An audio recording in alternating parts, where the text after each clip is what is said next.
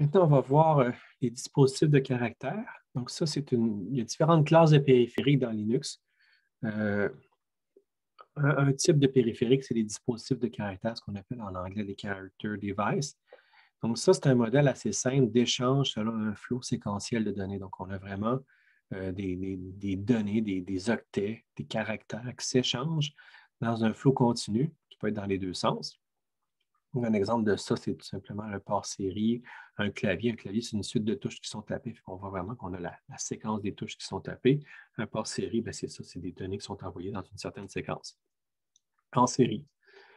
Donc, ça, c'est peut-être le modèle le plus simple. Il y a aussi le modèle du dispositif de bloc, où là, c'est plus le modèle qu'on retrouve dans les disques durs, dans les mémoires flash, où là, on fait un accès aléatoire à des morceaux.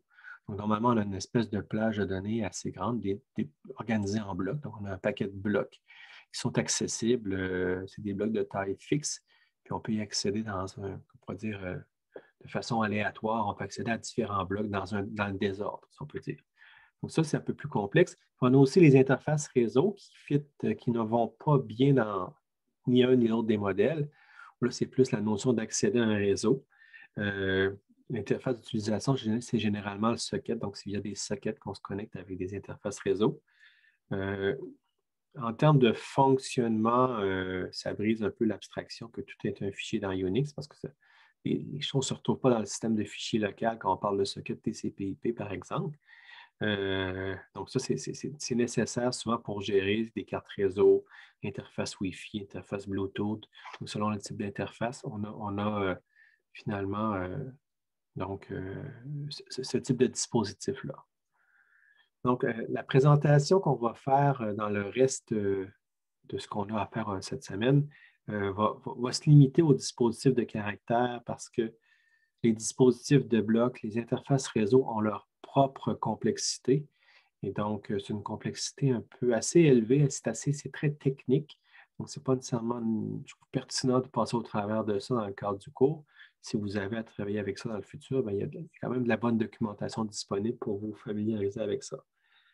Et donc, vous pouvez aller voir le livre de Corbet et Hall, 2005, qui est quand même un livre intéressant pour présenter ça. C'est sur ce livre-là que je me suis basé en bonne partie pour le cours de cette semaine, en particulier la partie qui s'en vient, donc qui est disponible gratuitement sur Internet. Donc, la présentation qu'on va faire, je vais parler d'idées générales, mais je vais quand même me ramener beaucoup à un module exemple qu'on appelle SCOL. Donc, c'est un Simple Character Utility for Loading Localities. Donc, ça, c'est un module simple qui est vraiment plus un module jouet académique pour illustrer un peu l'implémentation d'un module de pilote complet, de type Character Device, donc dispositif de caractère, qui correspond à un espace mémoire accessible comme un dispositif de caractère. On va vraiment avoir un espace mémoire, puis on va l'utiliser comme si c'était accédé par un flot continu, entrée et sortie. Donc, c'est un exemple qui est académique, ça ne fait rien de particulièrement utile, donc ce n'est pas un pilote particulièrement d'intérêt, mais quand même, ça illustre un peu la mécanique des dispositifs de caractère. Donc, les dispositifs de caractère, généralement, on les a dans le répertoire /DEV. Dans /DEV, on peut voir ce que ça contient. On a quelques exemples ici.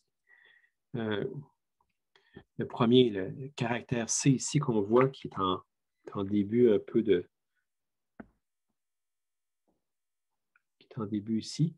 Mais ça désigne, ça indique que chacun de ces fichiers-là sont un dispositif de caractère.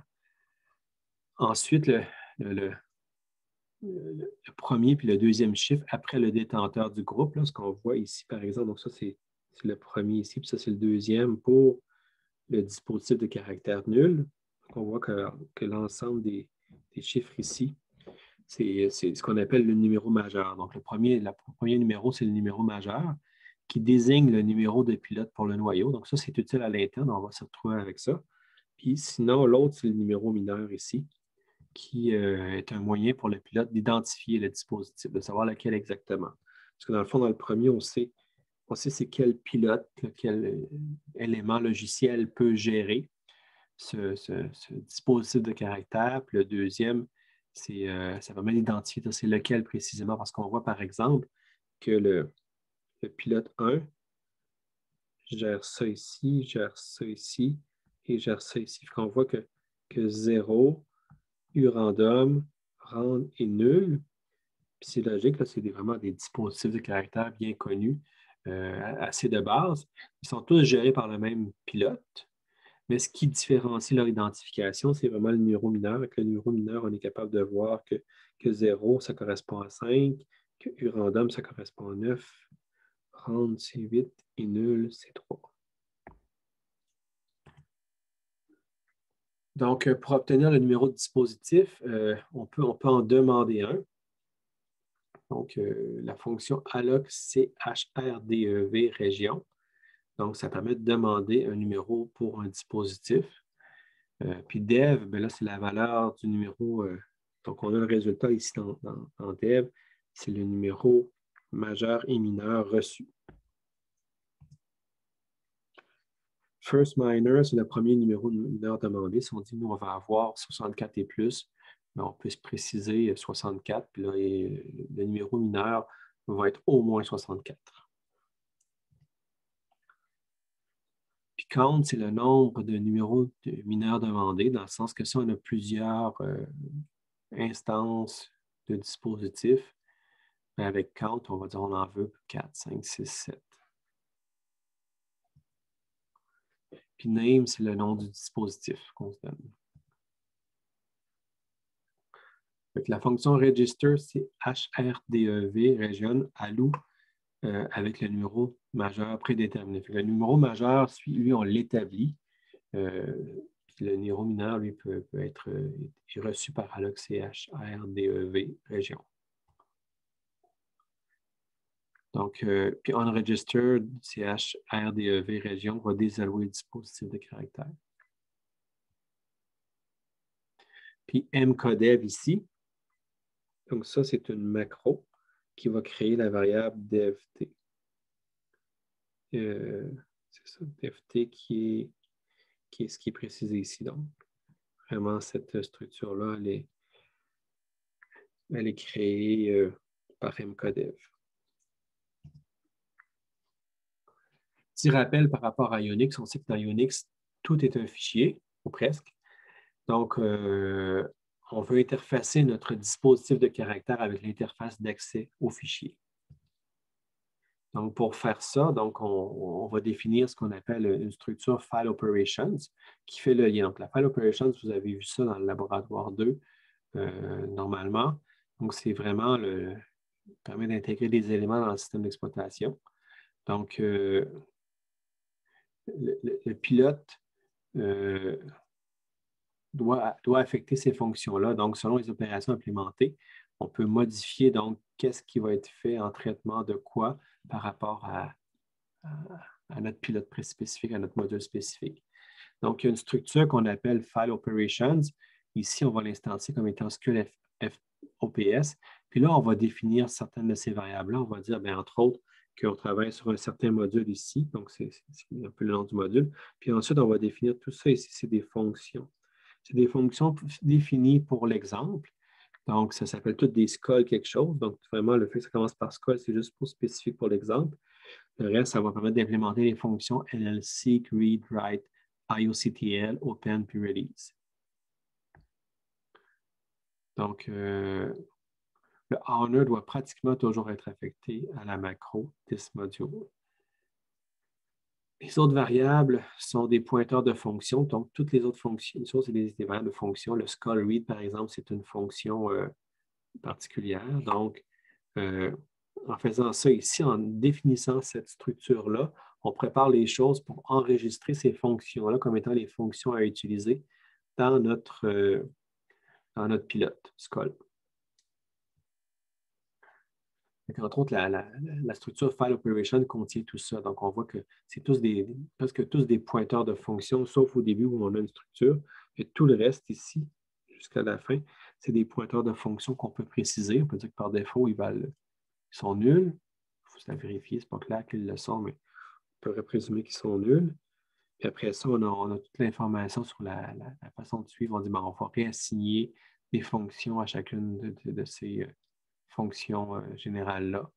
Puis on va fournir ça comme étant l'implémentation d'un certain module. Donc, si on regarde ça dans File Operations, qu'est-ce qui se passe? Bien, ça s'appelle dans un dispositif de caractère, on tend à envoyer un flot d'informations. Ça peut être vu comme étant un fichier sur lequel on fait des lectures-écritures. Puis on se rappelle que dans les read et write, c'est un peu le même module operandi, on lit puis on écrit en séquence. La fonction LLSeek permet de changer la position dans le fichier. Donc, on va se déplacer dans le fichier avec LLSeek. Read, mais ça fait une lecture de données du fichier en retournant le nombre d'octets reçus avec succès. AIO Read, c'est une lecture asynchrone du fichier. Donc, si on reçoit un nul, bien,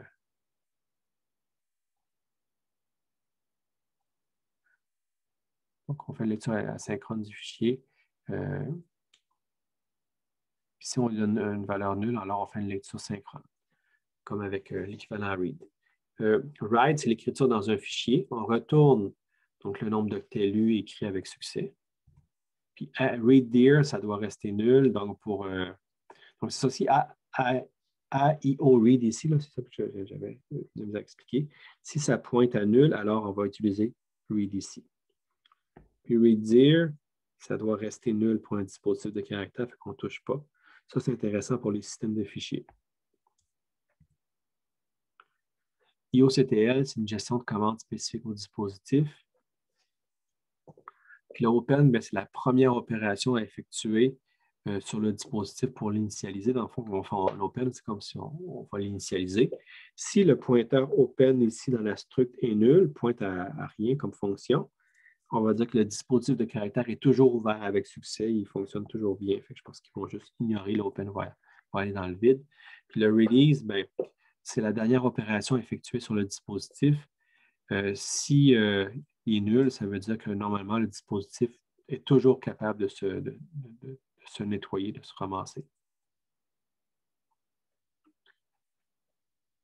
Donc, la struct file ici, donc c'est un fichier dans le noyau qui est représenté par la struct file. On voit donc un élément qui est quand même assez profond, mais qui est nécessaire. Il ne faut pas confondre la struct file qui est tout en minuscule avec le fichier file en majuscule. Donc, le C fait une distinction au niveau de la syntaxe. Donc, la majuscule minuscule est gérée différemment. Donc, elle est gérée comme étant deux mots différents. Donc, ce qu'on peut voir dans la struct file ici, c'est qu'on a un file operations ici, qui est défini comme ça par FOP. Sinon, on a d'autres éléments. Les notes, ça vient un peu du système de fichiers avec des flags, avec des modes, avec des données privées aussi. Donc, il y a différents modes d'ouverture du fichier, soit qu'on l'ouvre en lecture ou soit qu'on l'ouvre en écriture.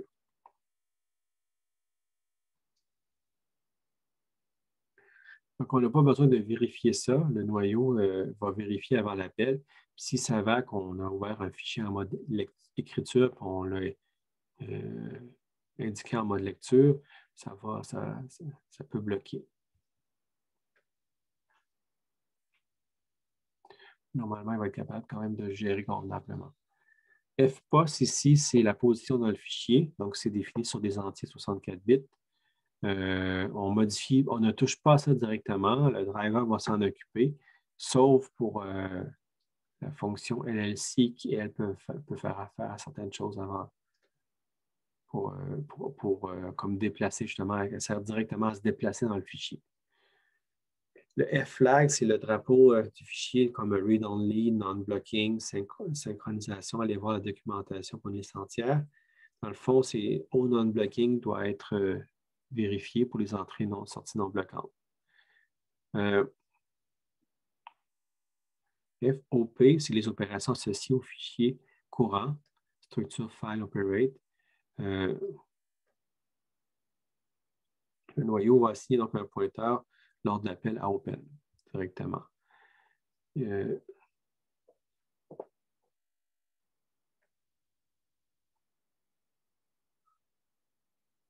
Ce qui est intéressant de savoir, c'est qu'on n'a pas de copie de ça ailleurs. Le seul point d'entrée, c'est avec la fonction FOP.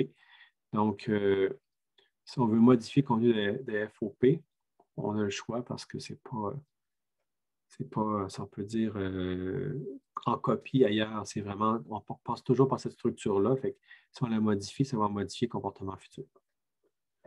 Donc, ça, c'est intéressant. Si on veut changer le comportement pour différentes versions du pilote, selon le numéro mineur, on peut changer le FOP en conséquence pour définir la bonne structure qui pointe aux bonnes fonctions. C'est pour ça on peut garder la même structure générale de pilote, mais avec des pointeurs, des fonctions spécifiques qui dépendent du contexte. Il y a la private data, donc c'est le pointeur aux données internes. Ça peut être utilisé par le pilote pour référer à toute plein de données pertinentes qu'il peut partager entre les routines. On a le finode qui est le inode qui est en lien au fichier directement. Donc, la struct inode, ça représente c'est une représentation interne du noyau d'un fichier. Donc, comment est-ce que les fichiers sont organisés dans le noyau? Il y a plusieurs fils, donc des descripteurs de fichiers qui peuvent pointer à un inode. Donc, la struct inode contient beaucoup d'informations sur le fichier. Il y a deux champs qui sont pertinents pour écrire le code d'un pilote. Donc, entre autres, on peut modifier on peut avoir l'accès au numéro majeur et mineur du dispositif de caractère ici par cette structure-là. On va avoir ici, on a un lien de la structure interne du noyau et des dispositifs de caractère. Donc, on peut obtenir les numéros majeurs et mineurs du dispositif qu'on n'utilise pas avec IRDEV directement, mais via les fonctions imajor et eminor sur un inode directement donné. Maintenant, si on veut enregistrer un dispositif de caractère, il y a ces fonctions-là qui sont offertes. Il y a deux approches pour créer les structures internes du dispositif. Donc, CDEV alloc qui va faire une allocation dynamique, puis un CDEV init qui va initialiser une structure CDEV, comme s'il y a une variable membre du nom du struct. Par exemple, les variables membres du nom du struct peuvent être traitées comme ça.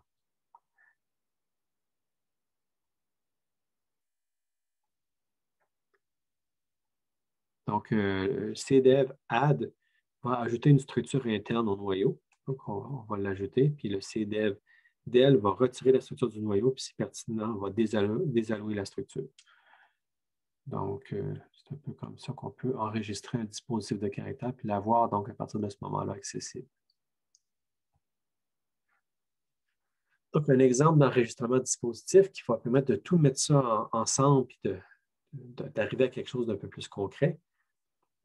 C'est donné par l'exemple ici. Donc, on va se définir un device qu'on va appeler structDev qui va pointer. Donc, tout ça, c'est de la poutine interne sur comment est-ce qu'on gère ça à l'interne. Donc, c'est l'ensemble de la structure du dispositif. Une fois qu'on a défini tout ça, là, on va pouvoir l'enregistrer directement dans la structure du noyau. On voit ici la recette qui est faite. Donc, on va faire un mkdev, on va faire un init, puis on va assigner les valeurs qui nous intéressent. Puis c'est ça. C'est pas mal comme ça qu'on réussit à faire l'enregistrement d'une structure dans le noyau.